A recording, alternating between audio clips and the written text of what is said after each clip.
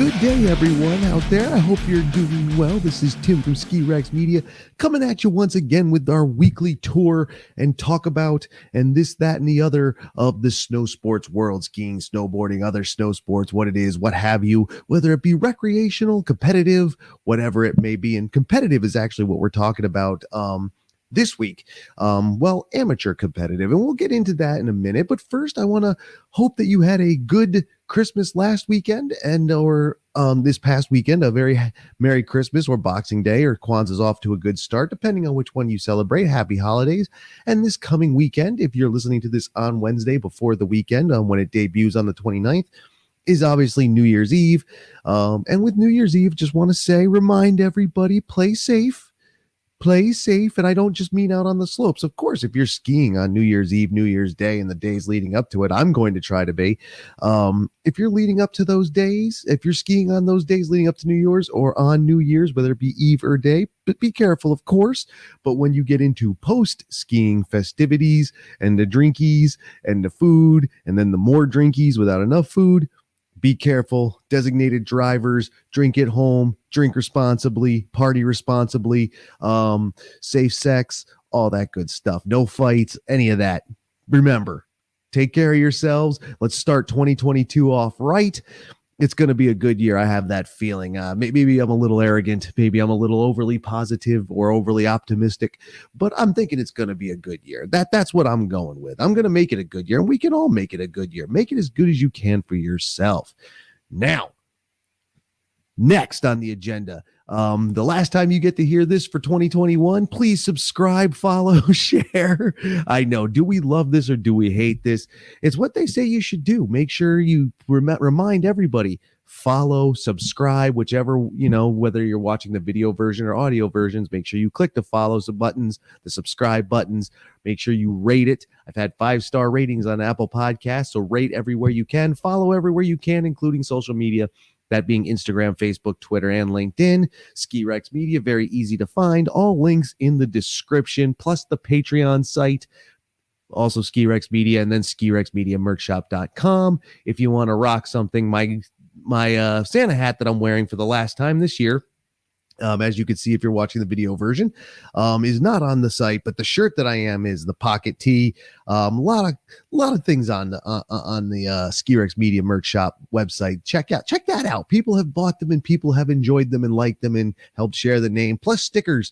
You can always request stickers by sending me a message on social media, DM of some kind, an email at skirex4ever@gmail.com. That link is in the description. And or you can use the request on skirexmediamerchshop.com. That should work too. I just put that up and it should work just fine. Now that the shameless plugs, #shameless plugs are done, let's talk about today's episode. Today's episode features an interview with Brandon Baker. Who is Brandon Baker? He is a local to this area, and he now runs via teamampactive.org the Winter Wild Race Series, an up and downhill race all at the same time. That's right. You race up and then you race down. How is that for a race? And this year it takes place at 4 mountains in the area: Whaleback and Scuttney and Magic and Pat's Peak. All very awesome places. I've been to 2. I'm going to ski 1 this week. Actually, I should be skiing Whaleback for the first time this week. In fact, if you're listening to this on debut day, Wednesday the 29th, I should be at Whaleback this afternoon. If you're listening in the morning or watching in the morning, or if you're in the afternoon, I should be there. But in any case, that's not the point. The point is Brandon Baker. He's going to tell us all about this race series, which sounds really cool. You race uphill and downhill. Takes place first thing in the morning before the place even opens. Gets everybody out there in the cold, get them moving, exercise. Should be a lot of fun. The way he explains it, it's a lot of fun. I can't wait to see it. I'm going to go to the Whaleback race to watch. Check that out. Maybe talk to some of the people, ground level, man on the street interview style. Maybe we'll get some of that done, right? Right. Okay. So we'll do that. And if you want to participate, there will be information during the there will be information if you want to participate. The links will be in the description, obviously, but there'll be information during the episode, and then there'll be links following. I'll make sure you'll be able to find it. So let's go now and talk to Brandon. Now, this one's interesting. The audio is going to be a little different, and what you're going to see if you watch the video version is that this was my very first Ski Rex Media in-person interview. Very cool, and I got to do it at Whaleback, at their bar at Whaleback Mountain in Enfield, New Hampshire, right up the road from me, not 15 minutes away. It was very cool, worked out very well. We're going to be working with Whaleback some more this season, I'm sure, and working in their bar, doing interviews and things like this. Should be a lot of fun. In any case, I will now let the interview start because I know you're waiting for it. But for those watching the video version, note that I did lose the last 10 minutes of video for the interview. The audio continues. I have all the audio. I lost the last 10 minutes of video. So as you get to 10 minutes, you'll notice that it just kind of pauses on the last frame. But the audio keeps going. So just stick with it, ride it out, 10 minutes, and then what you'll see is me, because I'll come back for the conclusion as I always do. So get ready to enjoy this from Whaleback Mountain in Enfield, New Hampshire, and a venue of the Winter Wild Race Series. Brandon Baker, enjoy the interview, and I'll see you on the other side. Hi, everyone. Tim from Ski Rex Media here for the very, very first in-person interview I've done on this podcast from the wonderful, beautiful Whaleback Mountain. We're up at the bar, and it looks great outside. Well, it's starting to look great. There's snow on the ground. There's people working everywhere. They might even get the lift fired up today. Not to ski. Don't get excited. Besides, this is coming out after today anyway, so it's not a big deal. But today, we're not really here to talk about Whaleback Mountain specifically. We will, and again, we have before, and we will again. Today, we're here to talk to my guest, first in person, with a little space between us here. Brandon Baker, how you doing, sir? Doing good, you? I'm doing excellent, fired up. It's great to be able to talk to someone in person again. You know, for the last year and a half, I mean, skiing's a social sport. We weren't able to be social. Then I'm doing interviews online, which is great, makes it easy. The other day, I talked to someone who was in Finland. Wow. Awesome, love the internet. But this is going to be better. It's going to be awesome. Pardon the echo if I don't get all the echo out. Like I said, first one of these I'm doing in person. So the way we start this is usually, I've already told them who you are. Now tell us what you do, why we're here talking today. Okay, so I'm do a lot of outdoor things, but for the sake of our podcast and our time here, we're going to talk about Winter Wild, which is now in its 12th season New England uphilling event, and we're kicking off January 8th here at Whaleback, and we started in 2010 here at Whaleback, so it's a bit of a homecoming, very neat. That's awesome. That is great. Now, so it is an uphill event. It's not just go up, run gates. This is an uphill event. That's awesome. Now, this is skiers and riders, right? For the most part. Yes. Yep. Okay, so you got your skiers, you got your snowboarders, splitboard, whatever. What I saw, and this is what actually, I couldn't believe it. This is the part I want to see. I'm thinking about coming on the 8th to check this out, talk to people. But it's not just skiers and snowboarders. There's like people with the spikes and all that stuff running it. Yeah, so there's technically 4 categories. So you got your traditional runner / snowshoe. We switched those 2 categories. So you got your micro spikes or trail running shoes. You got your other runners, which are on snowshoes, you know, with the big planks, which Sure. are very light these days, but still, you know, substantial underfoot. Yeah. Main skiing group is going to be called heavy metal, and that includes anything from telly frame binding to split board to AT stuff, and then we have a snowboard category as well. So most of those folks end up hiking and then putting their snowboard on, shooting down at the end. That's amazing. That's awesome. Now, if you've seen uphill races before, that's great. To see people running it, that has to be something. Like, you got your skiers, you got your snowboarders who are coming down, but then you actually have the people on the snowshoes, and we've seen that too. The actual joggers, what is that like? They got the micro spikes, or, you know, use your terminology. What is that like to see that? Yeah, so it's really a hoot, I would say. Depending on the length of the course, they might, the last time we were at Whaleback in 2019, we did a bit of a I called it like a butterfly shape. Sure. So we went off on the far right-hand side of the mountain, down the center trail, first one normally that they open up, I forget the name of it, right in front of us. Sure. So it was kind of an up to the side, straight down, and then up to the skier's right, far side of the mountain, and then down again. So it's kind of this butterfly shape. and it ended up being around 3 miles with 1,200 feet of climbing. So you see, obviously, the runners going uphill slower than they go downhill. Sure. And the beginning is a lot of fun because you have all those different modalities together, and you're watching them, and as they slowly get out of view, you see all these little different ants doing their thing, up the hill. So yeah, it spreads out fairly quickly, but in the beginning, they're all grouped together, and it's quite a scene. That's got to be awesome to watch. I can't wait. I'm excited. I do want to come as a spectator. Definitely don't want to try it. And if you've never been to Whaleback, it's got some steeps off the front here. Absolutely. So coming down is tough, I'm sure, but going up, oh my God, dude, not my thing. Younger me, yes. Now me, no. So now that butterfly shape, that's interesting to me that you mentioned that. I was looking at the website for Winter Wild, and we'll plug the website for sure so everybody knows where to register and stuff. But I did notice, was it just at the Whaleback that you did that shape, that like butterfly shape? Was that just here? Yeah, so I would say, it depends on a lot of factors. New England skiing, global warming, such things. They've changed a lot of stuff. Generally we'll have a plan going into the season in the fall, and we almost have to wait a week or two out to actually finalize which trails we're going to use. So that I would say that exact design was pretty unique. And being that Whaleback has been part of Winter Wild for so many seasons, that was, I think, maybe the best rendition because it really featured a lot more of what the mountain had to offer as opposed to just one loop.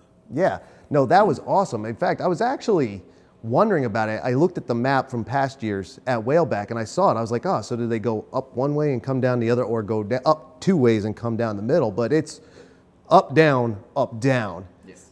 Makes it even tougher, makes it even more exciting. That is awesome. So now, of all the mountains, I saw 4. It's just the 4, correct? This season's 4. Okay, and we had Whaleback here, Whaleback in wonderful Enfield, New Hampshire. Scutney, I believe, Yes. in Scutney, Vermont, nice place. Actually, never been up that one. Was Magic one of them? Magic will be the finale. Nice. And what was it? Pat's Peak, I believe, was the last Peak, one. yeah. Look at me. You got it. Who needs notes? Now, all these places are wonderful. I've never actually skied Magic. I've never actually skied another steep place, though, I do know. I've never actually skied a Scutney. People love that place. That place has got such a homegrown fan base. It's amazing.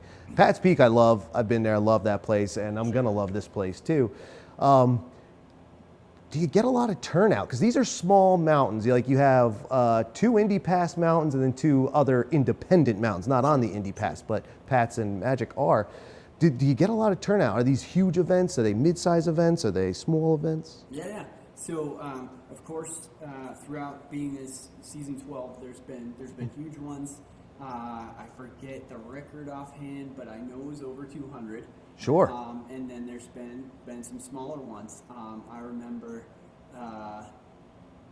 and we can talk about sort of the origins a little bit later. Yeah, totally. But, this event was started by a man named Chad Danning. Mm-hmm. I was the assistant for many years to him, essentially. Sure. I remember one ice storm event that we held that was at Suicide 6. Nice. And I think there were 28, maybe 32 there at Mm-hmm. that, and that made sense. So we've had quite a big range.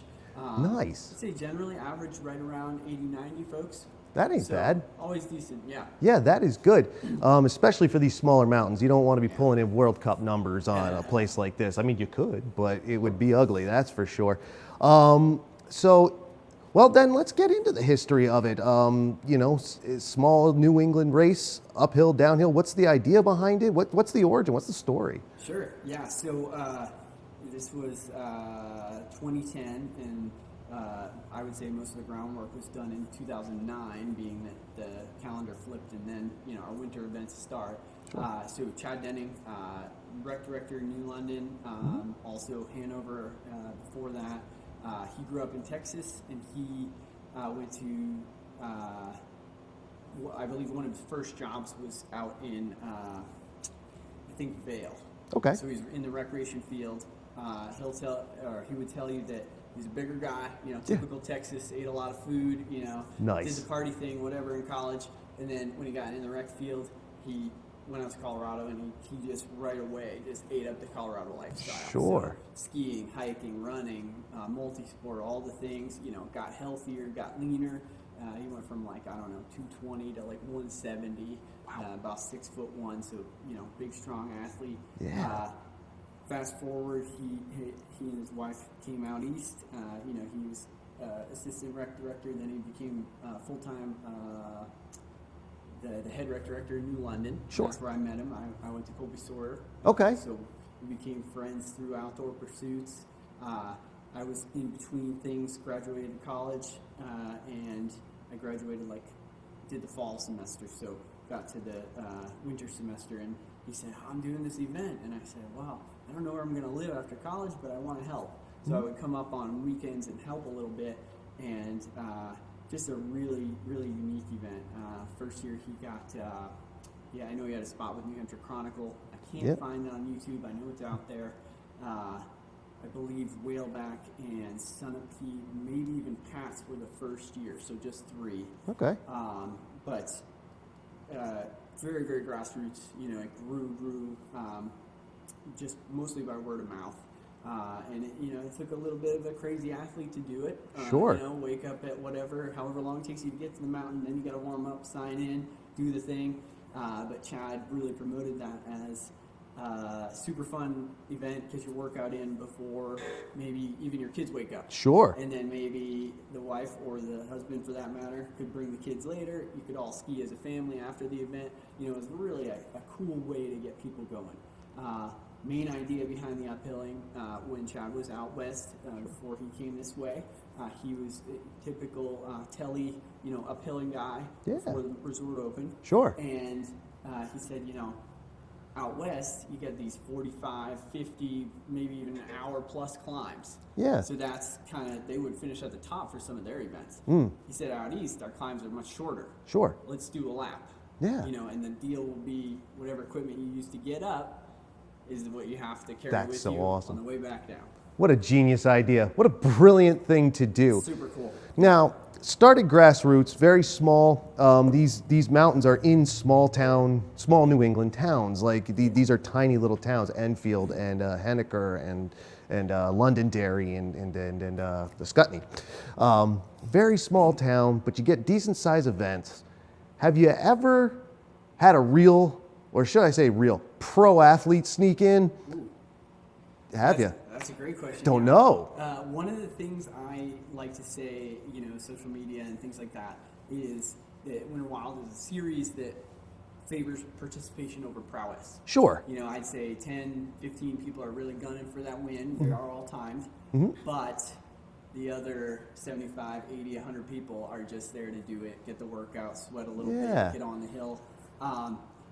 But we have had some excellent athletes, very fast regional athletes, runners, Nordic skiers, some of the skimo guys. Sure. And I would say the highest level athlete we ever had was a retired Olympian named Chris Freeman. Okay. Waterville. Have you heard of him? Yeah, I remember the name. Yeah, I don't so- remember his exact career, but I do remember the name. Sure. So that was pretty neat. He was kind of, up, down, and back on skis Nice. before anybody was really in sight. He's an incredible athlete. But it's really neat for me too, because he's a hero of mine, being type 1 diabetics. Sure. So that was really neat. I felt almost bad as the director. I said, "Oh, you want a prize?" The guy's got all the prizes, of course, and "Oh no, I'm just gonna cool down." He didn't stick around. He's retired at that point and all that. But it was pretty neat to witness that. That's so cool, man, and it was totally humble about it too. Didn't come out just to whip everybody. I mean, I guess that's cool too if that's what you're into. But that is really kind of awesome. And again, Waterville, kind of local to here. I mean, it's a little ways, but not far. It's still New Hampshire. It's not far. That's really kind of awesome too. Now, you've been talking about it is a lap format. Down or up, down. That's cool. Most of them are in the morning before the place wakes up, and there's one night. Is that correct? Yeah. So Scutney is still a little bit up in the air this year. Sure. Historically, that's been a night one. And the challenge with that is, it's a beautiful thing that the town kind of runs the ski hill now. Yeah. But it's challenging from a logistics perspective in terms of if people get injured and the grooming. Sure. Scunny's more of a backcountry / snowshoe place now. So we've had that at night, and it's a challenge. It's a lot of fun. We use a lot of like glow sticks, headlamp required sort of thing. Yeah. We've done that as an open category only, which means the spikes and the snowshoes and that. So Gotcha. we're hoping we'll have enough snow to do the full thing this year. Nice. But time will tell on that. So the rest of them, 7 a.m. We've had them actually a little earlier a couple times due to the sort of the busyness of the mountain or when that particular mountain opens. Nice. But the idea is that we're up, down, and out before they really get popping, and that's one of our selling points. Totally. Yeah. That's awesome. I mean, being first on the mountain if you've never been up the mountain at sunrise, it's an amazing thing. Yeah. I got lucky. I've never been an uphill guy. I've never tried it. Do want to try it. Haven't tried it, but I was fortunate enough that when I worked at Mount Snow through high school, we worked at the Summit Lodge, my friends and I, and so we were the only people up before us was line check. That was it. The patrollers. So you get to watch the sunrise, and it's really kind of awesome. And this is equally as awesome because now you're fully immersed in nature. It's just like it's got to be. Have you participated? Have you just run it, or have you tried it? Yeah. So the part that all 100% of Winter Wild folks know is that we lost Chad in 2014. Oh. So up until that point, I was able to, for the most part, participate and then sort of, change my clothes real quick and help out. Okay. So I would help with setup, do the event, and then help with the awards for the most part. Okay. So I have only participated in one since I've been the director. Okay. So it's been a while, but I like to think I could still chase the kids. Hey, I say, man, get yourself an assistant and be like, I'll be right back. Just keep everything settled while I'm gone, and then hit it. What is it like to do it then? From a physical standpoint, you got to be in shape. Yes. I assume. Sure, You'll be huffing and puffing otherwise and hurting and just burning. But what is it like to be doing, and again, like you said, there are those hardcore competitors, but a lot of people out here just for fun and just to be out there. And one of the things I always say about skiing, especially now, is that I am just there to be out there. I just want to be in nature and check it out. Yeah. What's it like to be able to connect with the mountain and with the nature? It's kind of a hippie-esque question, but you know what? It's a fun question. What's it like to be able to connect that early and just go at it, just be in the zone and go? What's that like? Yeah. So I would say as a competitor, I was that 15 guy, trying to participate, trying to win, Nice. get close to the front. That's cool. Try to win that extra mug or something, whatever. Very very fun, simple prizes. But so I guess I wasn't looking around much when I was participating. Sure. Time of year plays a big factor in how much sunset you get, or sunrise, excuse me. I Yep. always do that. Sunrise. That's always super cool. But I would say what I've morphed into, because I actually do the course marking before the race. Okay. So I go out in the dark. Yeah. And that is full on nature for sure. Totally. You may see a groomer, but usually it's crisp, quiet, and most of the animals in New Hampshire, Vermont are sleeping at this point. Sure. But one race actually at Waterville, I'm marking the course, and a lot of times I have a buddy with me, but this time I did not. And of course, you're going backwards, so if you don't know the mountain well, the trail signs are facing the other direction. Yeah. So you're hoping, okay, I'm going this way and I'm going that way. And at one point, it was close to negative. It was a very cold morning, and I was dead certain. I don't know if it was just because it was so early, I didn't get enough sleep, or it was so cold. I was dead certain there was a moose on the trail. There might have been. And I was like, this is Waterville, this is, it's a bowl, nowhere else for the animals to go. And I was, wow, that would be a story if I got trampled while I'm marking the course, and then I said, no, come on. And it wasn't a moose. But it is a really surreal experience to be on that hill, knowing that in just 2 or 3 hours, well, first your competitors are going to be on it, but then in a few more hours it's going to be full. Yeah. Fully illuminated, and right now it's just me and this white path in the darkness. Yeah. So some mornings we get the closer to the full moon, we get pretty much full illumination. We don't really even need our headlamps. It's really, really special. Obviously, when we mark the course, we're not going super fast, but we still got to truck it and make sure we get back to the lodge and do the rest of the things. But yeah, pretty high on the unique scale. I can imagine. Like I've been, if you've never been to a ski mountain, like a resort, like people who are in the backcountry, they deal with this all the time. It's nothing new to them. They're just in nature. But to be on at a ski resort or a ski area before or after the day, even if it's at night, and for me, it's a little creepy at night. I'm not gonna lie. Like being up there in the dark, waiting for a groomer, it'll get you if you're alone. But it's a whole other experience. Like I think that's one of the reasons a lot of people, one of the many reasons people are starting to take to the uphill scene is to get the place alone, because it is a different world. As you said, it's completely different. Absolutely. It's wonderful. Like I say, even if you're not an uphill person, get there an hour early and just wander around, walk around. No one's going to say anything. Just make sure you're wearing bright colors so you don't get run over by a groomer. It's not pretty, and it has happened. So be safe. Excuse me. So that's awesome. That's great. You're out in nature. You're doing it. You're getting it done. Pretty decent size event. Now, we'll go into the logistics of it some. You're going in, you have to mark the trail in the morning. Yeah. Now, is that a full mark? Is that just slapping a Post-it sign on a signboard, or are you actually out there with paint? Yeah, so we do paint. It always tends to freeze, so here's my thing real quick. All clear. So we do just a standard marking paint, water-based. Sure. Make sure it skis off quick for those obviously not doing the competition Yeah. today. And that's worked fine, but it does freeze, and obviously we get some cold mornings. I know that the professionals use that blue paint, but I haven't quite figured out, or at least I haven't fully committed to having a giant backpack that's full of liquid that can go below freezing. So it's just arrows in the snow. Part of Winter Wild being sort of that fun early event is, you got to embrace it. Yeah. It's cold, it's dark, you might be driving a ways, a lot of people, grab a friend, if you don't embrace it, some of these elements that Winter Wild folks find amazing, if you don't give them a shot, you're probably not going to find them amazing. One of them is the fact that you're not going to the Boston Marathon. Yep. Like I said, a few times we go up, we make our marks, the can freezes. We say, well, follow the green arrows until you hit the chairlift and then go straight down because there's no other arrows. Yeah.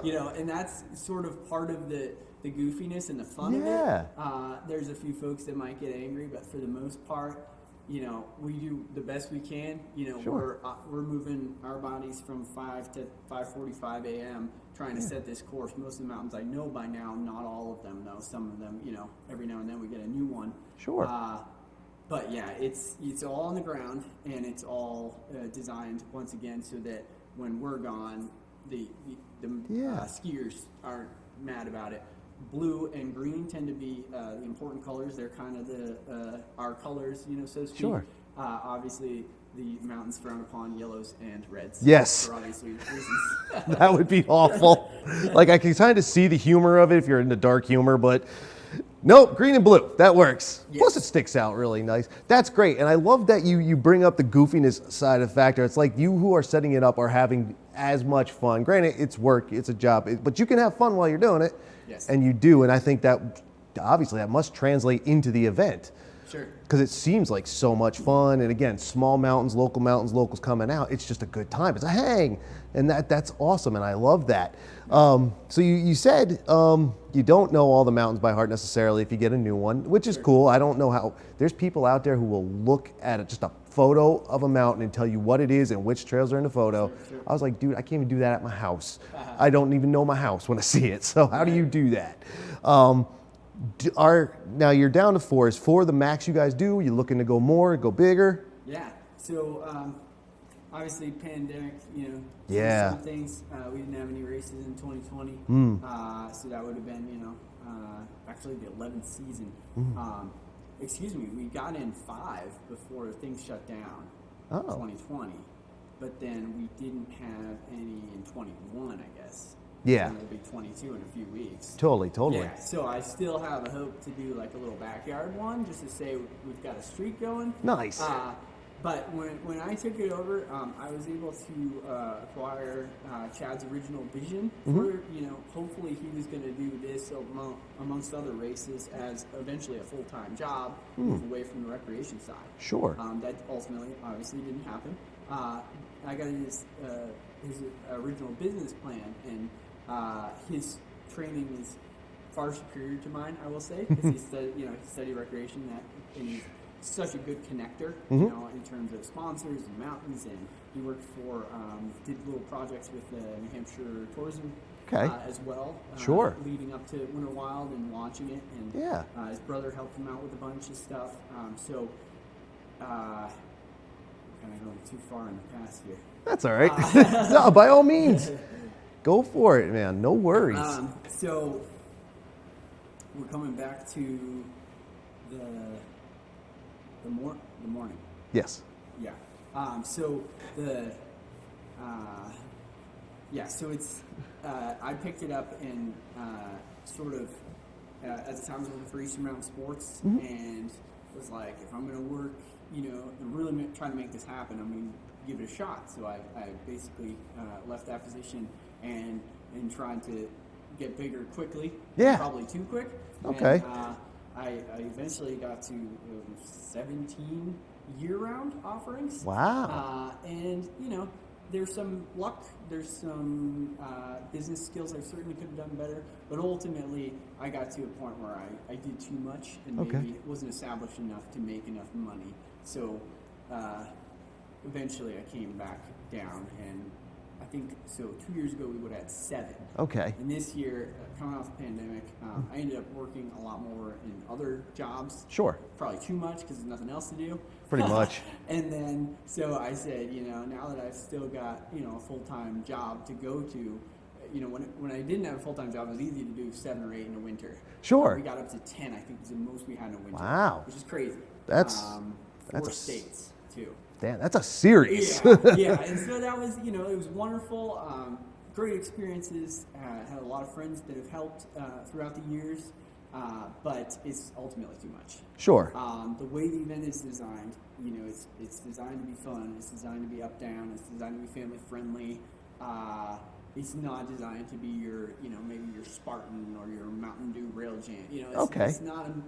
It's not meant to make a lot of money per se. Sure. The volume would have to go through the roof in terms of athletes, or we'd have to charge a lot more than I think maybe would lessen the ability for bigger families to come. Yeah. So I think 4 is a great number. I think we'll end up having a ton of people this year, which is awesome.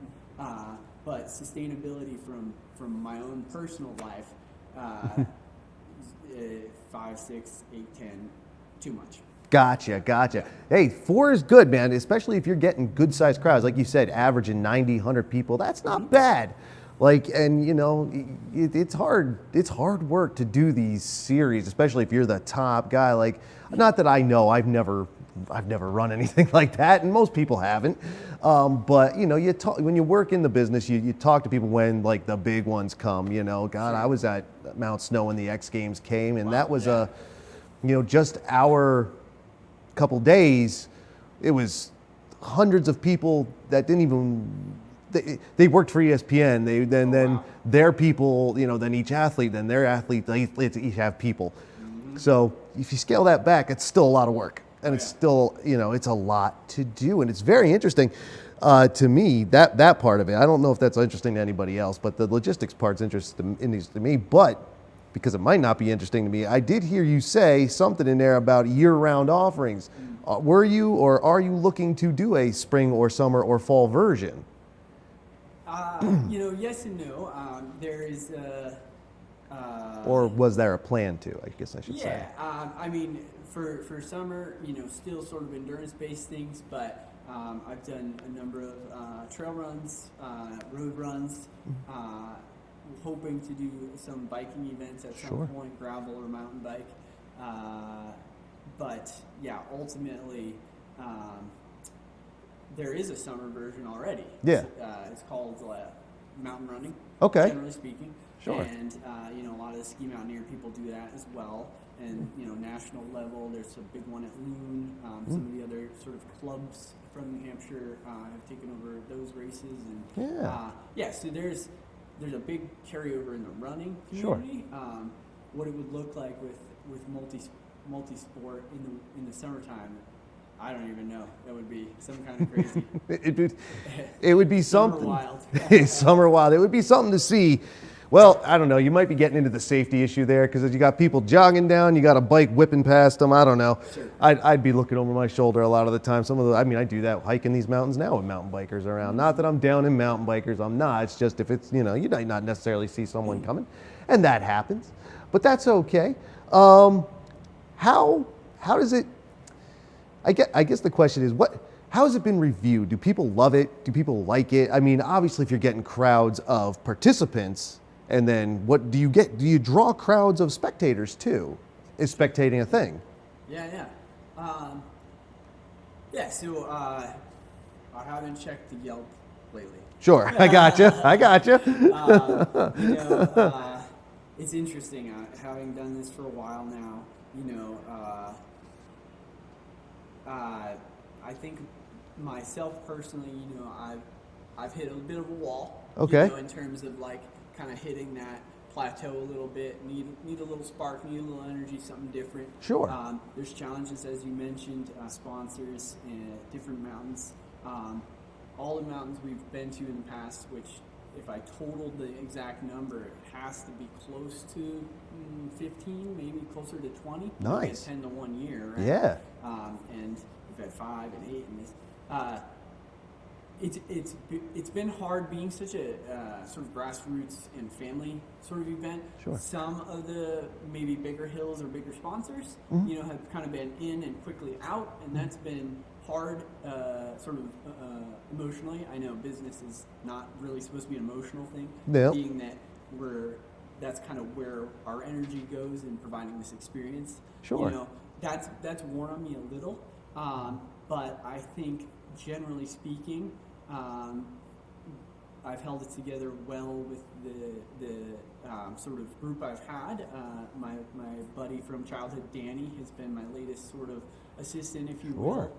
He helps me set up, take down. A lot of times he does the marking too. Nice. I've had friends Eric, Matt, and Robin in the past who've helped. They've all since, life's happened. They've gotten busy. Families moved out west. Robin did.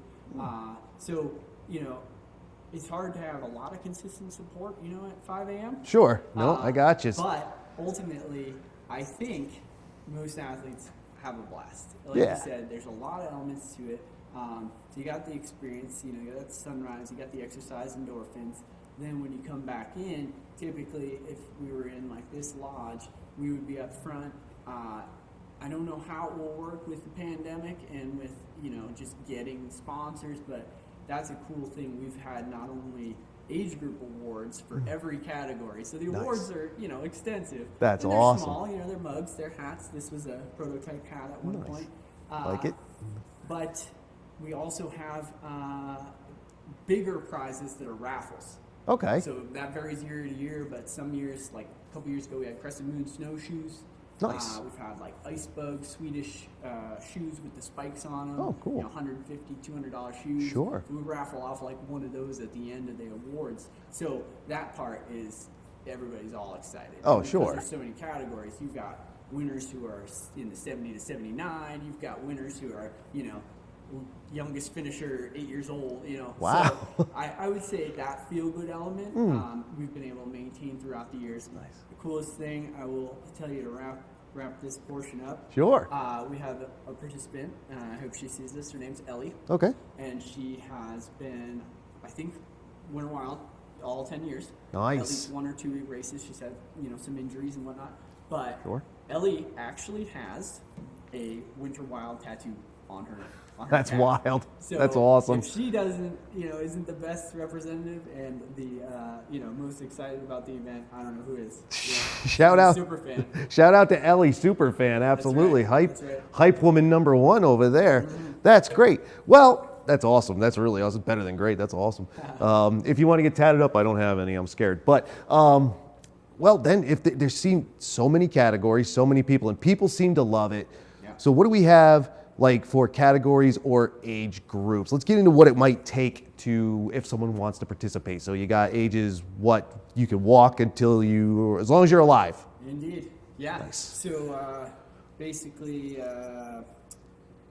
middle school, high school, and then about every 10-year increment. Nice.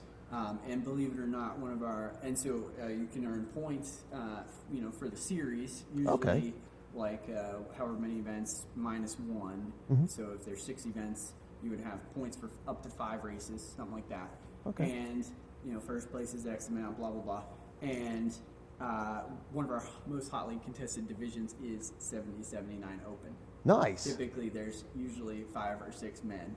Mm-hmm. Sometimes women as well, and women and men are separate. But and they're going for who can have the most points across the 4-race series, and it's That's just awesome.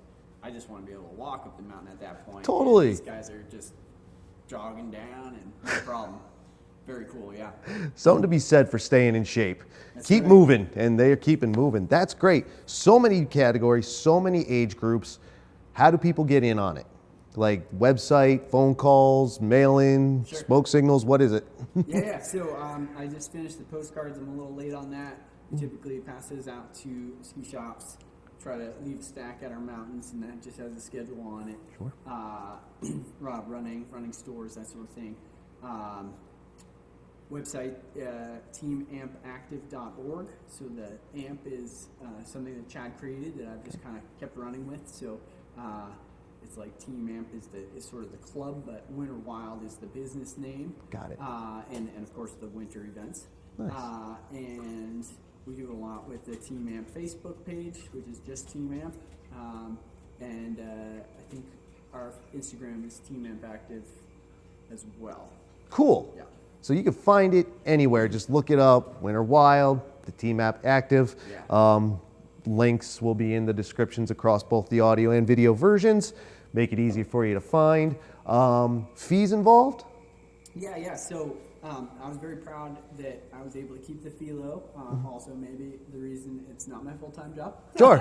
That is very I felt like possible. that was more important. Yeah, no, that's awesome. And an event like this with so many types of modalities, the only downside from a director's perspective, if you like to get up early, mark the course, and hang out with a bunch of people, the only downside is it is expensive to insure. Sure, I can imagine. So that's our big cost, but a lot of the prizes end up being donated or like being a sponsor, which is cool. So for the longest time, it was 20 pre-reg for Okay. pre-event, and then 25 day of. It's Okay. now 25 and 30. Okay. So it's still, fairly reasonable. You're Yeah. almost guaranteed to get something, if nothing else, maybe a baked good or Something. some sort of raffle prize. We even give raffle tickets sometimes to the spectators. Nice. So not a ton of spectators, but certainly a few diehards that come and watch their spouse Yeah. or their kids, and they absolutely deserve a raffle ticket, right? 'Cause Yeah. they got their butt up at 4 a.m. So. Yeah, they're there. They are there. Yeah. So fairly reasonable, especially these days. 25, 30. Yeah, 55 total isn't bad. Like, there's some of the bigger name races are beyond that. Like, what do you see? Like Tough Mudder, if that's even still a thing, they might have gone bankrupt and been out by now, because that was such a huge trend, and I haven't heard about it in forever. But there's, Know about that, yeah. there's stuff out there, and we almost ran one, my friends and I, and it got canceled, so we got our money back. But I think we laid out 50, 60, maybe even 70 a piece. And that was like 10 or 12 years ago, so do the math. Yeah, so they can get pricey, and they do cost a lot to run. For anybody who's going to say, I don't know, it's kind of high, I'm like, come on, man, the guy's got to keep everybody safe. And, plus you're out there on the mountain before everybody's there. Can you put a price on that? Pretty neat, yeah. Not heard of anything else like it, unless of course you're doing the uphill AT thing already. Sure. That is great. I can't wait to see it. I definitely want to be a spectator, like I said. Speaking of which, so the dates are, your season kicks off here at Whaleback in Enfield, New Hampshire, January 8th. Yes. At dawn. So be here at dawn. Very easy. 7 a.m. Reg is usually at 6. Registration at 6. Very good. Second mountain is which? Scutney. Scutney. Do you know the date on that? January 29th. January 29th. And then does it come back in March? Is that when you start, or is it through February? I cannot remember. Just one in February. I believe it's February 12th for Nice. Last Peak. Nice. No, February 5th. I'm sorry. February 5th. When you do it this long, all the dates go together. I believe it. All Saturdays, typically. Nice. I like that. And then our finale will be at Magic at March 12th.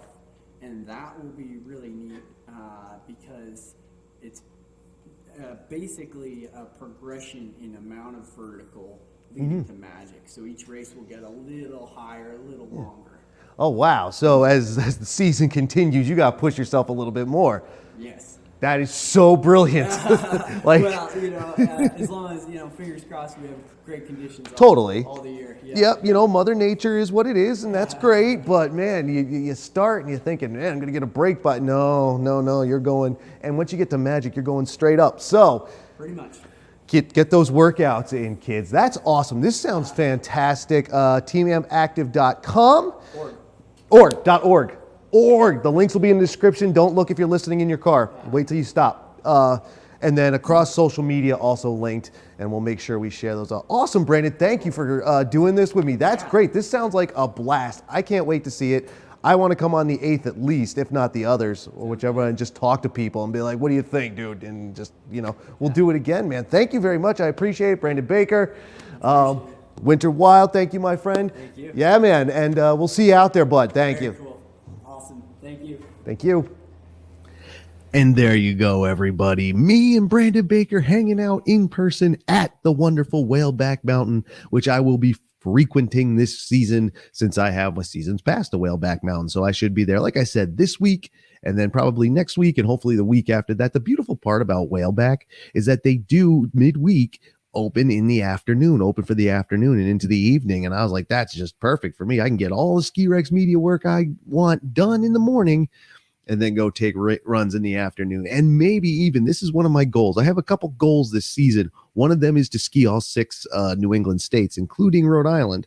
But to pull a double header, ski one place in the morning and then hit Whaleback in the evening and do it, double header, 2 mountains in one day. Yeah, it may only be day whatever, if you count days, but I'll get 2 mountains in one day. Hope to do that at least once, maybe twice, whatever. But anyway, not the point. The point was Brandon Baker, very nice guy, a lot of fun, very enthusiastic and passionate about the Winter Wild events. If you want more information about the Winter Wild events, including the venues, the dates, how to participate, when to participate, check that out. You see it scrolling on the bottom of the screen if you're watching the video version. If not, teamampactive.org. Link is in the description across audio and video versions. Go check that out. That'll give you all the information you need, including how to sign up, when to sign up, fees, like I said, race dates, the equipment to use. Because remember, this isn't just skis, man. This is skis, boards, feet, snowshoes, whatever you got, you could participate in all ages. Like Brandon said, there are some seniors who are out there, and I don't mean in high school, tearing it up. Awesome. Sounds like a great time. Sounds like a lot of fun. Make sure you're in shape. It'll definitely test you, I'm sure. So check that out, won't you? And then they are also on Instagram. I think they might be across Twitter or Facebook, or only 2 out of the 3. I can't remember offhand, but that'll be in the description too. You could check that out and follow them on social media, teamampactive.org and the Winter Wild Race Series. Follow all that. It should be a lot of fun. Like I said, I'm going to check out at least 1, if not all 4. Should be a lot of fun. Right. For now, this is Tim from Ski Rex Media saying make sure you subscribe and check out all the other stuff in the shameless plug. Let's make some money with Ski Rex Media. What do you say? Get yourself some merch, support on the Patreon, do whatever you think you can do, and I will see you out on the hill.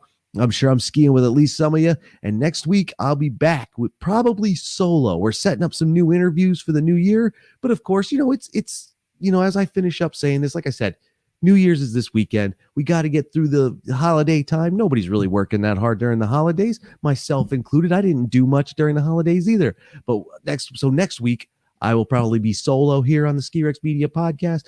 But the following week or the week after, I should have interviews going again. If not right away, but there will be more. It won't just be me, but I'll make it fun for you too. And I'm also going to redecorate and design a little bit, the background here for those who watch the video version. Right. All kinds of stuff going on at Ski Rex Media.